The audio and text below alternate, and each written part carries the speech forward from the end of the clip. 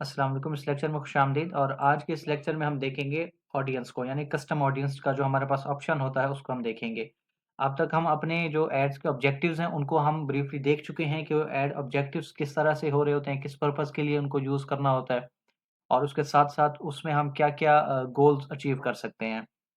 अब ये ऐड चलाने के बाद जो हमारे पास डेटा एक गैदर होता है हमारे पेज पर, हमारी वेबसाइट पर या हमारे फॉर्म्स वगैरह पर, उसको हम किस तरह से यूज़ करेंगे रिटारगेटिंग के लिए या उनके जैसे लुक अलाइक ऑडियंस बनाने के लिए, ठीक है?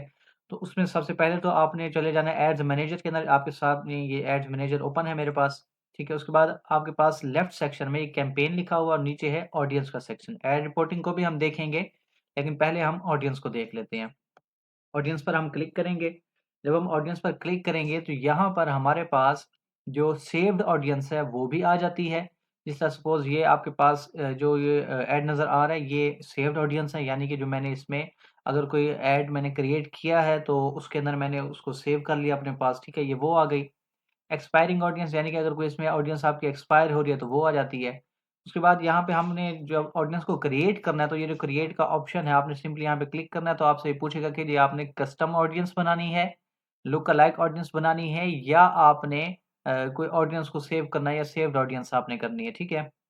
इसमें हम पहले कस्टम ऑडियंस को देख लेते हैं। कस्टम ऑडियंस में जब हम उस पे क्लिक करते हैं तो हमारे पास ये मुख्तलिफ ऑप्शंस आ जाते हैं।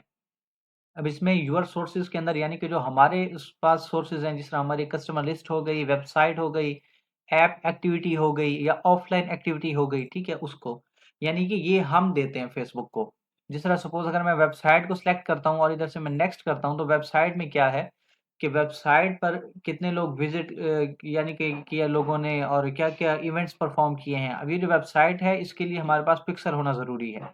यानी कि अगर आपके पास इसमें आपने अपने ऐड अकाउंट के साथ पिक्सल को भी लिंक किया हुआ है, इस बिज़नेस पोर्टफ़ोलियो के अंदर पिक्सल भी मौजूद है, तो उस कंडीशन में आप इसको देख सकते हैं। यहाँ पर अब पिक्सल मेरे पास जो है वो मैंने सेलेक्ट किया हुआ है, ठीक है? उसके बाद वेबसाइट के हमारे पास जो इवेंट्स हैं उसको देख लेते हैं।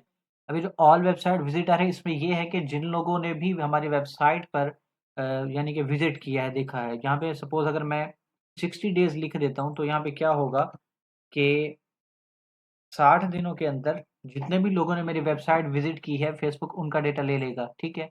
नेक्स्ट आ जाता है स्पेसिफ़िक पेजेज़, यानी कि अगर कुछ मख़सूस पेजेज़ हैं, जिसका मैं बता रहा हूँ कि इन पेजेज़ पर जो लोग गए हैं ना, आपने उनको ट्रैक करना है या उनको यानी कि ऐड करना है। मेरा ऐड जो है आपने उनको दिखाना है, यानी कि कस्टम ऑडियंस बनानी है उनकी। उसमें क्या होता है कि हमारे पास जो कंटेन्स है या ये यहाँ पे यूआरएल का ऑप्शन नहीं आ रहा, यानी कि यूआरएल जो ऑप्शन दे रहा है इसको हम चेंज तो नहीं कर सकते। लेकिन इधर क्या है कि आप इस यूआरएल के अंदर क्या चीज़ कंटेन है या क्या चीज़ कंटेन नहीं है, आप वो डेटा दे सकते हैं, ठीक है? सपोज़ यहाँ पे मैं कहता हूँ कि जी, जिस तरह यहाँ पे ये एड्स मैनेजर है, ये कीवर्ड है। मैं कहता हूँ कि ये वाला कीवर्ड ना जिस मेरी ये जो वेबसाइट है जिसके ऊपर ये पिक्सल लिंक्ड है, उसके जिस पेज पर ये वाला कीवर्ड है, ठीक है, जो कंटेन करता है, आपने क्या करना है कि उसकी ऑडियंस बनानी है। तो अब फ़ेसबुक क्या करेगा कि उन्हीं लोगों को जो इस पेज पर गए हैं जिसके अंदर ये वाला कीवर्ड है, उनको ट्रैक कर लेगा, ठीक है? नेक्स्ट हमारे पास ऑप्शन आ जाता है इधर से ये विज़िटर बाय टाइम स्पेंड, यानी कि जितने लोगों ने हमारी वेबसाइट पर जो विज़िट किया है 60 दिनों के अंदर, वो जितना मैक्सिमम टाइम यानी कि रहे हैं हमारी वेबसाइट पर। ठीक है, यहाँ पे हम स्पेसिफ़िक पेजेज़ को भी यहाँ पे भी सिलेक्ट कर सकते हैं कि इस पेज पर जिन्होंने ज़्यादा टाइम स्पेंड किया है, ठीक है? उसकी बेस पर हम टारगेट कर सकते हैं। उसके बाद हमारे पास आ जाता है यहाँ पे बाकी इवेंट्स, जिस तरह सपोज़ यहाँ पे चेकआउट है कि जिन लोगों ने चेकआउट किया है 60 दिनों के अंदर, आप उनको ऐड दिखाएँ। ऐड टू कार्ट यानी कि जिन लोगों ने मेरे वेबसाइट पर प्रोडक्ट्स को ऐड टू कार्ट किया है, लेकिन परचेज़ फाइनल नहीं की, ठीक है? यानी कि अब ये जो इवेंट है ना, ये परचेज़िंग को तो ट्रैक नहीं कर रहा, ये जस्ट कर रहा है कि जितने लोगों ने ऐड टू कार्ट किया है, यानी कि कार्ट के अंदर प्रोडक्ट्स को ऐड किया, भले आप उसमें उन्होंने परचेज़ फाइनल की है या नहीं, ये फेसबुक ने इनको क्या किया कि ट्रैक कर लिया, ठीक है? अब इसमें क्या है कि 60 दिनों के अंदर जिन्होंने ऐड टू कार्ट किया है, मैं कहता हूँ कि उसके अंदर ना काफ़ी सारे लोगों ने परचेज़िंग फाइनल नहीं किया है, ऐड टू कार्ट जस्ट किया हुआ है। तो उसमें क्या होगा कि मैं ये इस ऑडियंस पर अपना जो ऐड है वो चलाऊँगा कोई स्पेशल ऑफ़र के साथ या रिमाइंड करवाऊँगा। ठीक है, रिमाइंड में क्या कि मेरा प्रोडक्ट उनके सामने बार-बार जाएगी। जब अगेन एंड अगेन जाएगी तो फिर उनको याद आएगा कि हाँ, मैंने प्रोडक्ट ऐड टू कार्ट की थी, उस टाइम हो सकता है उसके पास पैसे ना हों। या लेकिन जब कुछ टाइम बाद जब मेरा ऐड दोबारा मैं उसको टारगेट करके दिखाऊँगा तो क्या है कि वो मेरे से परचेज़ कर लेगा। यानी उसने उस टाइम खरीदना था तभी तो ऐड टू कार्ट किया। अब पैसे नहीं थे या कोई और रीज़न या वो उस टाइम मौजूद नहीं था अपनी लोकेशन पर जहाँ पर उसको चाहिए था। ठीक है, तो अब क्या होगा कि जब दोबारा ऐड जाएगा और उसको उसका जो ये तमाम क्राइटेरिया है वो पूरा होगा, यानी पैसे भी होंगे, वो लोकेशन पर भी होगा, तो क्या करेगा वो परचेज़ कर सकता है, उसको याद आ जाएगा। ठीक है, नेक्स्ट हमारे पास आ जाता है कि परचेज़ का, कि जिन लोगों ने परचेज़ किया है। अब इसमें आप अपसेल कर सकते हैं, यानी कि परचेज़ में जब आप लोगों को ट्रैक करेंगे कि ये जो इन लोगों ने परचेज़ की है, अब इनका डेटा निकालें 60 दिनों का, तो उसमें क्या है कि आप इनको दोबारा रीटारगेट करके कोई मज़ीद स्पेशल ऑफ़र कोई देंगे, या आप कोई उनको अपने मज़ीद प्रोडक्ट्स दिखाएँगे ताकि ये बाय कर लें। ठीक है, अब ये उस तरह से होता है कि अगर किसी ने बाय किया है आपसे, आपकी प्रोडक्ट चली गई है उसके पास, उसने उसको इस्तेमाल किया, वो आपसे सैटिस्फाइड है, तो क्या करेगा कि जब सेकंड टाइम आपका ऐड जाएगा, तो उस कंडीशन में वो फिर जो है ना आपसे दोबारा परचेज़ कर सकता है। ठीक है, तो यहाँ पर जो कस्टम ऑडियंस है वेबसाइट की, वो इस तरह से काम कर रही होती है। उसके बाद हमारे पास आ जाता है कस्टमर लिस्ट, हमारे पास आ जाती है, यानी कि इसमें ये है कि जिस तरह आपको यहाँ पे ऊपर बता भी रहे कि create an audience by uploading a list of customers. यानी कि जब आप सपोज़ करें किसी शॉप पर या किसी आप मॉल में जाते हैं, या किसी भी जगह पर आप जाते हैं और वो आपसे डिटेल्स लेते हैं, जैसे आपका नंबर ले लिया उन्होंने, या ईमेल ले लिया, या उन्होंने आपका जो है ना जो डेटा है, ठीक है, वो आपसे मैन्युअली ले लेते हैं। तो उसमें क्या करते हैं लोग कि एक्सेल शीट बनाकर फेसबुक को या जो भी सोशल मीडिया प्लेटफ़ॉर्म है उसको वो देते हैं कि ये हमारी ऑडियंस है जो हमारे पास आई है और उसने हमारे से परचेज़िंग की है। अब जो इसने परचेज़िंग की है तो उसके परचेज़िंग में अब इस जैसी ऑडियंस बनानी है, या मैंने इसी को ऐड दोबारा दिखाना है ताकि ये दोबारा मेरे पास विज़िट करे, कन्वर्जन रेशियो जो है मेरी वो इम्प्रूव हो, ठीक है? उस तरह ये काम कर रहा था। उसी तरह से ऑफ़लाइन एक्टिविटी के अंदर भी इसी तरह से है कि आप इसमें जो है ना जो लोग इंटरैक्ट किए होते हैं आपके पास, फ़ोन पे आपसे कॉन्टैक्ट किया होता है जिन्होंने, या यानी कि इसमें भी आप इसी तरह से एक्सेल का ही डेटा बनाकर आप इनको देते हैं फ़ेसबुक को, और उसी की बेस पे ये लोगों को ऐड दिखा रहा होता है आपका। ये हो गया आपके सोर्सेज़, यानी कि आपने जो फ़ेसबुक को खुद सोर्सेज़ प्रोवाइड किए। नेक्स्ट आ जाता है मेटा सोर्सेज़, यानी कि जो आपका फ़ेसबुक पेज है, उस पर आपकी जो वीडियो है अगर, या इंस्टाग्राम अकाउंट है, या लीड फ़ॉर्म है, या फ़ेसबुक पेज है, तो उसकी बेस पर आप ऑडियंस को बना सकते हैं, ठीक है? सपोज़ अगर मैं वीडियो को सिलेक्ट करता हूँ, तो वीडियो मैंने सिलेक्ट किया और नेक्स्ट कर लिया। नेक्स्ट करने के बाद अब ये मेरे से पूछ रहे कि जो एंगेजमेंट टाइप है वो किस तरह की, यानी कि यहाँ पर मेरे पास ऑप्शंस हैं कि people who have viewed at least 3 seconds of video, यानी कि जो मेरी वीडियो थी उसके अंदर जितने लोगों ने 3 सेकंड तक वीडियो देखी है फेसबुक उनको काउंट करे, या जिन्होंने 10 सेकंड तक देखा है, या जिन्होंने 75% वीडियो देखी है, जिन्होंने 95% वीडियो देखी है। अभी तो 75 से 95% की ऑडियंस है, ये वो ऑडियंस है कि जो हमारे जो वीडियो है उसके साथ ज़्यादा इंटरैक्ट हुई है, उसने इंटरेस्ट शो किया है। अब किसी ने इंटरेस्ट शो किया है तभी वो इतने एंड तक गई है, यानी कि इतना ज़्यादा ड्यूरेशन तक वीडियो देखी है, ठीक है? यानी इस बेस पर हम टारगेट कर सकते हैं। सपोज़ यहाँ पे मैं अगर 75% सिलेक्ट कर लेता हूँ, तो उसके बाद ये रिटेंशन, यानी कि कितने दिनों तक का डेटा। अब ये 365 है, यानी कि इसके अंदर आप मैक्सिमम 1 साल तक का आप यानी कि इसमें डेटा ले सकते हैं। मिसाल के तौर पे मैं ऐसे कहता हूँ कि जी 60 दिन, के 60 दिनों के अंदर मेरी जो वीडियोज़ हैं, अब यहाँ पे अगर मैं कोई वीडियो सेलेक्ट करना चाहूँ तो वो सेलेक्ट कर सकता हूँ कि जी मेरी ये वाली वीडियो है।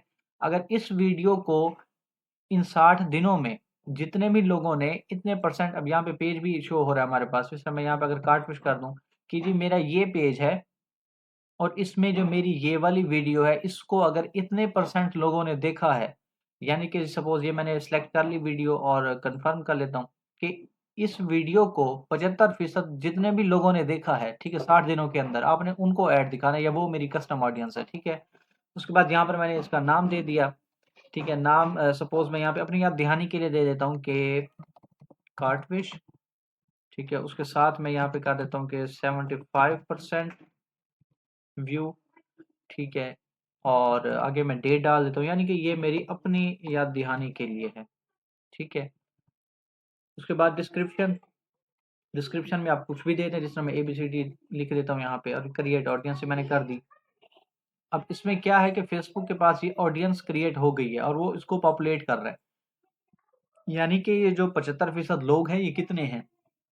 इसमें अगर 1000 से कम हो तो फिर आपको ज़्यादा शो नहीं करता, 1000 से अगर ज़्यादा हो तो उस कंडीशन में ये आपको शो करवा सकता है कि इतने लोग हैं, ठीक है? अच्छा, ये हो गया हमारे पास वीडियो का। उसके बाद आ जाता है इंस्टाग्राम। फिर इंस्टाग्राम है, इसके अंदर भी हमारे पास ये ऑप्शंस आ जाता है कि जिन लोगों ने आपको फ़ॉलो किया हुआ है आपके अकाउंट को, या जो भी आपके प्रोफ़ेशनल अकाउंट के साथ एंगेज हुए हैं, ठीक है?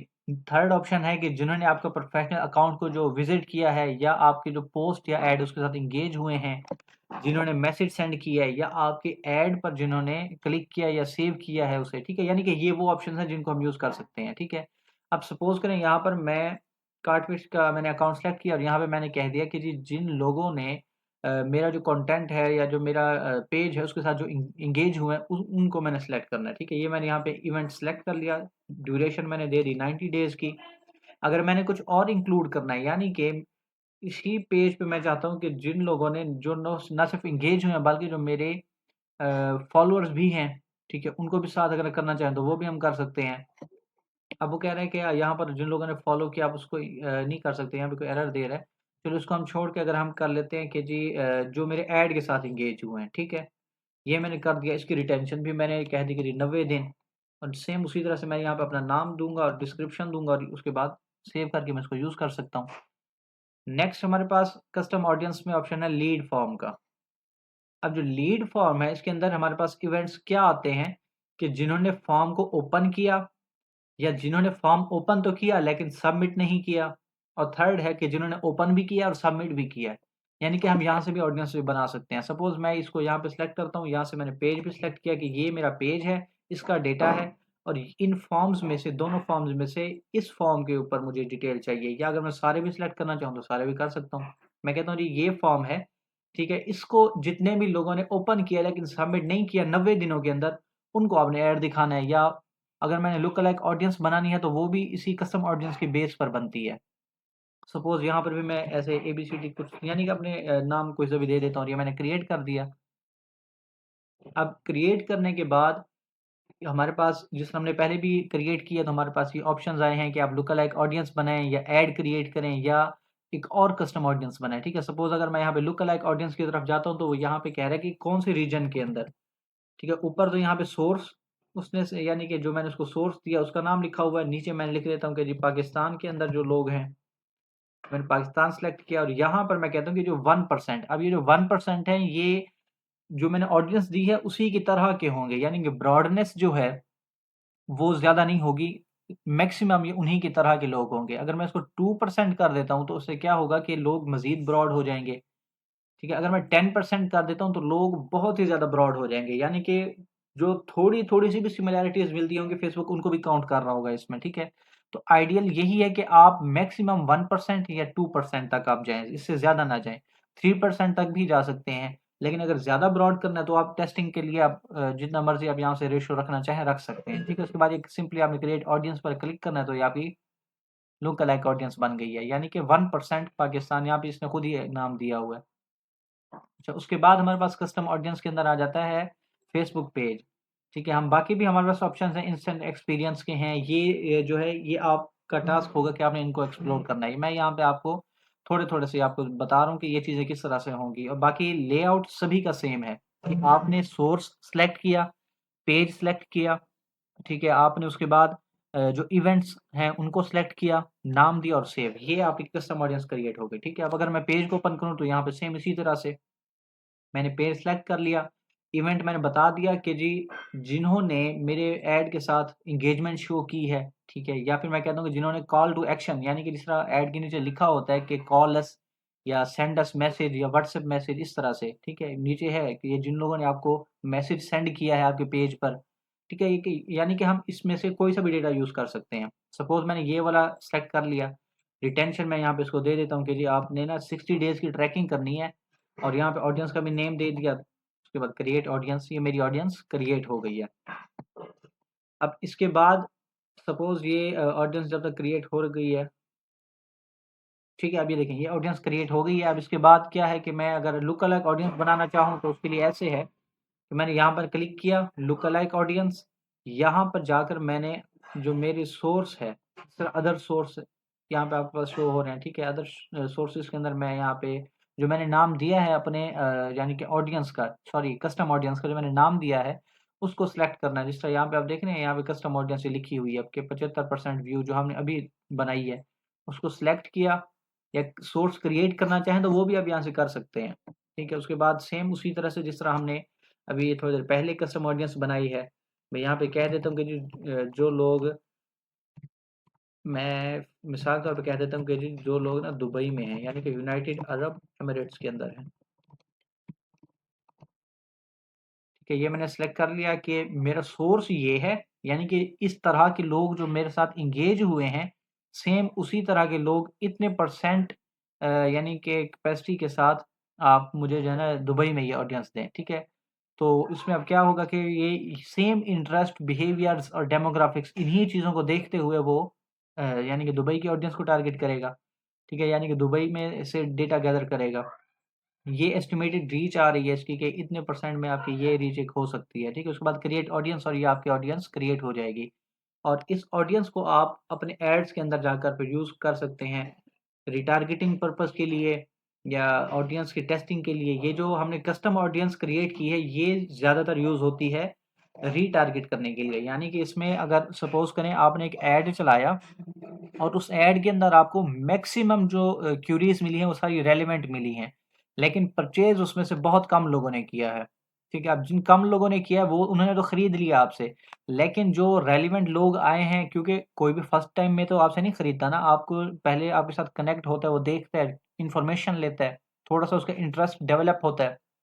वो देखता है कि बंदा ये क्रेडिबल है कि नहीं, इसकी क्रेडिबिलिटी क्या है। उसके बाद वो जाकर जब आप ये कस्टम ऑडियंस बनाते हैं और कस्टम ऑडियंस बनाकर उसको रीटारगेट करके कुछ स्पेशल ऑफ़र देते हैं, ठीक है? तो फ़ौरन उसको याद आता है कि हाँ, इसको मैंने पहले भी मैसेज किया था, मैं कनेक्ट हुआ था इनके साथ, ठीक है? अब ये ऑफ़र दे रहे हैं या अगर देखें ना फर्स्ट टाइम में सपोज़ कोई प्राइस की वजह से आपसे नहीं परचेज़ करता, तो आप जब कस्टम ऑडियंस बनाकर उसको मज़ीद डिस्काउंट देते हैं, तो उससे क्या है कि वो कहता है कि उस टाइम तो प्राइस ये थी, मैं नहीं खरीद सका, अब प्राइस कम हो गई है, तो अब मैं इनसे परचेज़ कर लेता हूँ। तो वो आपसे आके परचेज़ कर लेता है। तो कस्टम ऑडियंस की जो इम्पोर्टेंस है, वो यही है कि आपने रिटारगेटिंग के लिए इसको यूज़ करना है और उससे आपकी जो कन्वर्जन रेशियो है, वो आपकी बहुत ज़्यादा इम्प्रूव हो जाती है। फिर ऑडियंस की टेस्टिंग जब सपोज़ करें आपको पता चल गया कि जी मेरी ये ऑडियंस आई है और सारी रेलेवेंट है, इर्रेलेवेंट इसमें नहीं है। तो आप क्या करते हैं कि फिर आप लुक अलाइक ऑडियंस बनाते हैं। आप फेसबुक को बताते हैं कि जी ये कस्टम ऑडियंस जो मैंने क्रिएट की है, मुझे आपने इस तरह के लोगों को लाना है मेरे पास। यानी कि मेरा जो ऐड है वो आपने इस तरह के लोगों को आपने दिखाना है। ठीक है? तो आप लुक अलाइक ऑडियंस को उस तरह से यूज़ करते हैं। तो ये है हमारे पास ऑडियंस का सेक्शन। इसका जो आपका असाइनमेंट है वो यही है कि आपने दोनों को एक्सप्लोर करना है, दोनों के तमाम ऑप्शंस को देखना है, ठीक है? ऑप्शंस को देखने के बाद आपने ये जो यानी कि असाइनमेंट है ये आपने सबमिट करवानी है। कोई क्वेश्चन हो तो आप कमेंट में पूछ सकते हैं या आप मेरे प्रोफ़ाइल पर आकर पूछ सकते हैं, ठीक है? या जो मेरे ग्रुप्स में हैं, वो मेरे से पूछ सकते हैं। इंशाल्लाह आपको वहाँ पर गाइड किया जाएगा, आपकी जो भी क्वेरी होगी उसका आपको सॉल्यूशन दिया जाएगा।